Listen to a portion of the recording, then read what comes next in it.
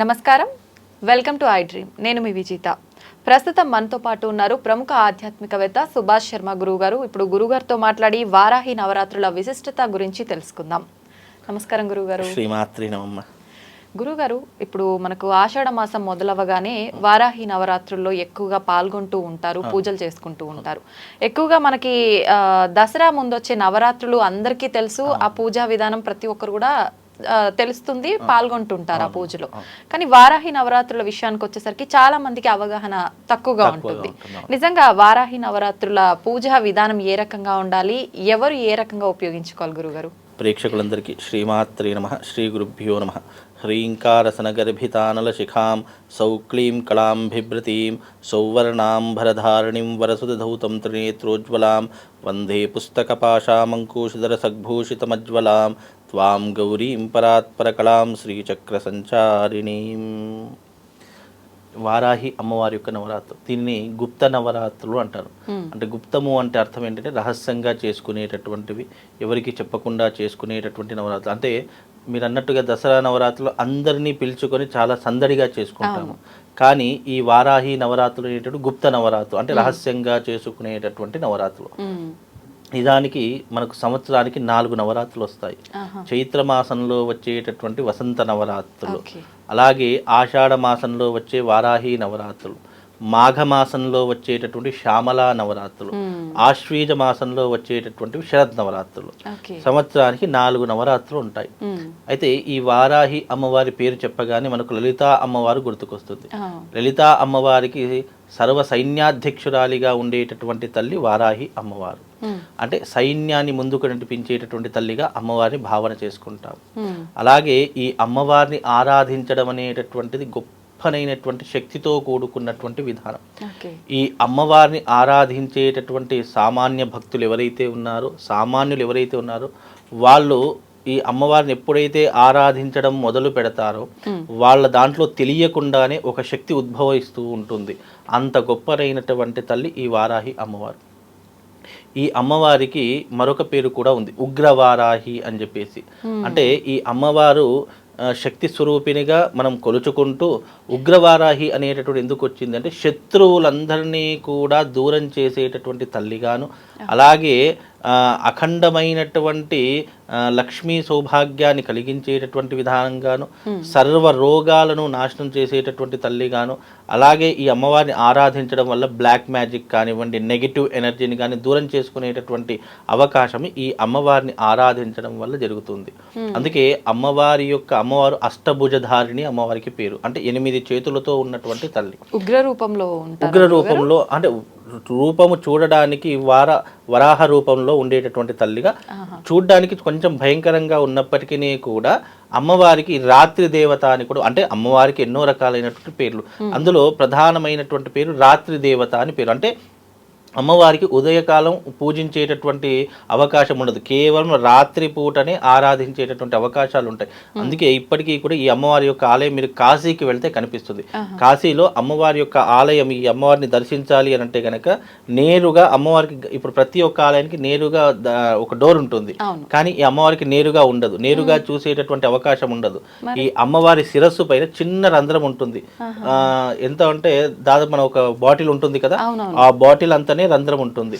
ఆ రంధ్రం నుంచి అమ్మవారిని దర్శించాలి తప్ప నేరుగా చూడడానికి అవకాశం ఉండదు. అలాగే ఆ తల్లిని పూజించాలన్నా సేవించాలన్నా రాత్రి సమయమే అమ్మవారికి అనుకూలమైనటువంటి సమయం. ఉదయకాలం పూజ చేసిన ప్రయోజనం ఎలాంటిది ఉండదు. అంటే ప్రయోజనం ఉండదు మీన్స్ అమ్మవారి అనుగ్రహం ఉంటుంది, కాకపోతే ఎలాంటి కోరికలు కూడా నెరవేరు. కేవలం ఫలితాలు మనకు శీఘ్రంగా రావాలన్నా, ఇన్స్టెంట్ గా రావాలన్నా రాత్రి సమయంలోనే అమ్మవారికి పూజాది క్రతువులు నిర్వహించుకోవాలి. అలాగే ఈ అమ్మవారిని ఆరాధించడం వల్ల భూ సంబంధితమైనటువంటి విషయాలలో ఇబ్బందులు పడుతున్నటువంటి వారు, లేదంటే ఈ పొలం కేసులలో కానీ కోర్టు కేసులలో ఉన్నటువంటి వివాదాలు కానివ్వండి, లేదా ఈ యొక్క భూమి సంబంధితమైనటువంటి అంశాలు ఎవరికైనా ఇబ్బందులు ఉన్నాయనుకోండి, భూ తగాదాలకు సంబంధించి ఎలాంటి విషయాలున్నా కానీ వాటన్నిటిని రూపుమాపేటటువంటి శక్తి ఈ వారాహి అమ్మవారు. అలాగే లక్ష్మీ కటాక్షం కలగడానికి, ఐశ్వర్యం కలగడానికి, తెలియనటువంటి రోగాలు కానీ లేదా మనకు తెలిసినటువంటి రోగాలు ఎన్నో రకాలైనటువంటి అంతు చిక్కని రోగాలను కూడా నయం చేసేటటువంటి తల్లి ఈ అమ్మవారు. అందుకే ఈ అమ్మవారి యొక్క రథంలో ఎప్పుడూ కూడా అమృత భాండాగారము, ధనవంతరి భాండాగారం ఎప్పుడు కూడా అమ్మవారి యొక్క ఆ యొక్క దాంట్లో ఉండేటటువంటి అవకాశం ఉంటుంది. అందుకే అమ్మవారు ఆ ధన్వంతరి భాండాగారాన్ని తీసుకుంటూనే ప్రయాణం చేసేటటువంటి తల్లిగా భావన చేసుకుంటూ ఉంటాం. అలాగే ఈ నవరాత్రులు ఎంత విశేషమైనటువంటివి అంటే దాదాపుగా మనకు ఆషాఢ మాసం ప్రారంభమైంది, అమావాస్య అయిపోయింది, పాడ్యం నుంచి మొదలుకొని నవమి వరకు అంటే 9 రోజుల పాటు ఈ అమ్మవారి యొక్క నవరాత్రులు జరుగుతూ ఉంటాయి. అయితే ఈ అమ్మవారు ఏం చేస్తుంది అని అంటే గనక రాత్రి నిశి సమయంలో ఏం చేస్తారంటే అమ్మవారు తన రథం మీదకి ఎక్కి సమస్త భూమండలాన్నంతటినీ కూడా చుట్టి వస్తూ ఉంటుందని చెప్పేసి మనకు వారాహి అమ్మవారి యొక్క నవరాత్రి కథలో చెప్పడం జరుగుతూ ఉంటుంది. అంటే ఈ 9 రోజులు ఈ అమ్మవారిని ఎవరెవరైతే ఆరాధన చేస్తున్నారో వాళ్ళ ఇంటి పైన కరుణా కటాక్షాలను కురిపించి ఆ తల్లి ఇలా బయలుదేరుతూ ఉంటుందట. అంత విశేషమైనటువంటి అమ్మవారు. అంటే అమ్మవారు కరుణించడానికి ఇదొక అనుగ్రహ రూపకంగా మనం భావన చేసుకుంటే గనక నిజంగా ఆ తల్లి అనుగ్రహం చాలా విశేషమైనటువంటిది. అందుకే వారాహి నవరాత్రులు వచ్చాయి అంటే గనక అందులో 9వ రోజు లేదా 8వ రోజు కానీ వారాహి అమ్మవారికి సంబంధించినటువంటి యాగం జరుగుతుంది. ఇప్పటికీ కూడా ఈ వచ్చే నెల 13వ తారీఖు రోజున వారాహి అమ్మవారికి సంబంధించిన యాగం కూడా నిర్వహించడం జరుగుతుంది. ఎందుకు ఈ యాగము అని అంటే గనక వారాహి అమ్మవారి యొక్క అనుగ్రహం కావాలి అనుకున్నటువంటి వాళ్ళు, అలాగే ఈ వారాహి అమ్మవారి గురించి ఎవరైనా వ్రతం చేసుకోవాలన్నా, పూజ చేసుకోవాలన్నా, ఆరాధన చేసుకోవాలన్నా నియమ నిష్టలు ఎవరికి తెలియవు, చాలా మంది భయపడుతూ ఉంటారు. అలాంటి వారు 9 రోజుల యొక్క పుణ్య ఫలితాన్ని పొందడానికి కూడా ఈ వారాహి యాగం అనేటటువంటిది మన హైదరాబాద్ పట్టణంలోనే చేయడం జరుగుతుంది. అంత విశేషమైనటువంటిది. అంటే చాలామంది ఇప్పుడున్నటువంటి ఈ ఆధునిక యుగంలో సమయ సందర్భాలు ఎవరికి కూడా లేవు. ఒకవేళ చేసుకుందామనుకున్నా దాని విధానం ఏమిటో తెలియదు. కాబట్టి మేము అమ్మవారి యొక్క అనుగ్రహాన్ని పొందాలి అని అనుకుంటున్నామంటే అమ్మవారికి ఈ యాగం చేసుకోవాలి. ఎందుకంటే అమ్మవారి యజ్ఞవారాహి అని కూడా అమ్మవారికి పేరు, ప్రఖ్యాతిగాంచినటువంటి పేరు. అమ్మవారిని యజ్ఞ రూపకంగా కొలిస్తే శీఘ్రంగా వరాలిస్తుంది అనేటటువంటి విశ్వాసము మన సనాతన ధర్మంలో తెలియజేయడం జరిగింది. అందుకే ఈ అమ్మవారు చాలా శక్తివంతురాలు అని చెప్పడం జరిగింది. అలాగే అమ్మవారి యొక్క ఆ చేతులలో కూడా విచిత్రమైనటువంటి ఆయుధాలు ఉంటాయి. అందరి చేతులలో గద ఉంటుంది, చక్రం ఉంటుంది, శంఖ చక్రాలు ఉంటాయి, లేదంటే త్రిశూలం ఉంటుంది, ఇలాంటివి ఉంటాయి. కానీ ఈ అమ్మవారి చేతులలో ఉండేటటువంటి ఆయుధాలు రోకలి ఉంటుంది, నాగలి ఉంటుంది, పాశం ఉంటుంది, అలాగే ఈ పాశముతో పాటు దండం ఉంటుంది, అలాగే ఇంకోటి ఏంటంటే శంఖము చక్రము కూడా అమ్మవారి చేతిలో ఉండేటటువంటి అవకాశం కొన్ని చిత్రపటాలలో కనిపిస్తూ ఉంటుంది. అంటే అమ్మవారి చేతిలో కొత్తగా కనిపించేటటువంటి ఏంటంటే నాగలి, రోకలి, ఈ రెండూ కనిపిస్తాయి. అమ్మవారు దేనికి ప్రసిద్ధి అంటే ఆషాఢ మాసంలోనే ఎందుకు వస్తుంది అంటే ఈ తల్లి భూమిని రక్షించేటటువంటి దేవతగాను, అంటే పాడి పంటలు, పశు సమృద్ధిని రక్షించేటటువంటి దేవతలు అని చెప్పేసి అందులో ప్రత్యేకమైనటువంటి దేవత వారాహి అమ్మవారు. ఇప్పటికీ కూడా భూమి సుభిక్షంగా అంటే నాట్లు అందుకే ఆషాఢ మాసం ఎందుకు వస్తుందంటే ఈ ఆషాఢ మాసంలో రైతులు నాట్లు వేసేటటువంటి సమయము, అలాగే విత్తనాలు వేసేటటువంటి సమయము. అందుకే భూమిని రక్షించేటటువంటి దేవతగా ఈ అమ్మవారిని ఆరాధన చేస్తే నిజంగా వ్యవసాయదారులు ఎవరైతే ఉన్నారో వాళ్ళకు పాడి పంటలు సుభిక్షంగా పండుతాయి, ఎలాంటి నష్టం జరగదు. చాలా మంది పంటలు వేస్తారు కానీ నష్టపోతూ ఉంటారు. అకాల వర్షాల ద్వారానో లేదా పంట చేతికి రాకపోవడమో లేదా ఏదో ఒక పురుగు పట్టడమో ఏదో ఒకటి జరుగుతూ ఉండేటటువంటి అవకాశాలు ఎన్నో రకాలుగా ఉంటాయి. అలాంటి అపశకునాలు జరగకుండా ఉండాలంటే ఈ తల్లిని ఆరాధించాలి. నిజంగా అలాంటి అంటే వ్యవసాయదారులు ఎవరైతే, ఎందుకంటే ఈ దేశానికి రైతే వెన్నెముక అంటారు, అలాంటి రైతులు కూడా బాగుండాలి అంటే ఈ వారాహి నవరాత్రులలో ఆషాఢ మాసం మొదలుకొని 9 రోజుల వరకు అమ్మవారి చిత్రపటాన్ని తీసుకొని, ఫోటోను ఒకటి తీసుకొని మీ పంట ఎక్కడైతే ఉంటుందో అక్కడ పంట దగ్గర ఏదో ఒక పంట దగ్గర మీరు అమ్మవారి యొక్క ఫోటో పెట్టి అక్కడ 9 రోజులు రాత్రి సమయంలో దీపం పెట్టండి.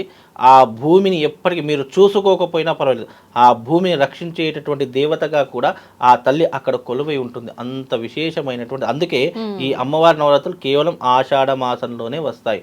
అంటే పొలాలలో కనుక చేసుకుంటే పొలాలన్నీ కూడా చాలా బాగా పండేటటువంటి అవకాశాలు ఉంటాయమ్మా. ఓకే, నిజంగా ఎంత విశిష్టత గల అమ్మవారో తెలుస్తుంది గురుగారు. నిజంగా ఈ అమ్మవారిని మనం మనస్సు పెట్టి గనక నిజంగా పూజ చేస్తే మనకు ఐశ్వర్యము, అప్పుల బాధలు ఉన్నటువంటి వాళ్ళకి అప్పుల బాధలు తీరిపోతాయి, భార్యాభర్తలకు ఉన్నటువంటి చిన్న చిన్న తగాదాలు కానీ, కోర్టు కేసులు కానీ విడాకుల కేసులు కానీ ఇవన్నీ కూడా తొలగిపోయేటటువంటి అవకాశాలు ఉంటాయి.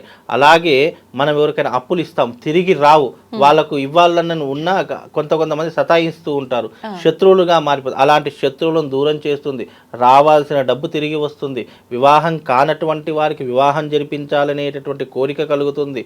ఇలా ఒకటి కాదు రెండు కాదు అనేక రకములైనటువంటి సమస్యలకు ఒక పరిష్కారం ఏదైనా ఉంది అంటే ఈ వారాహి అమ్మవారిని ఆరాధించడం. ఇక్కడ మళ్ళీ ఆరాధన వేరే, పూజా క్రతువులు వేరే. కాబట్టి ఇక్కడ ఆరాధన అంటే గనక చాలా మంది ఏం చేస్తారంటే చక్కగా పీట పెట్టుకుంటారు, కలశం పెట్టుకుంటారు, ఫోటో పెట్టుకుంటారు, అఖండ దీపాన్ని పెట్టుకుంటారు, ఇలా ఎన్నో రకాలైనటువంటి నియమాలు చేస్తూ ఉంటారు. కనుక ఆరాధన చేసుకునేటటువంటి వాళ్ళు ఇవన్నీ చేయాల్సిన అవసరం లేదు.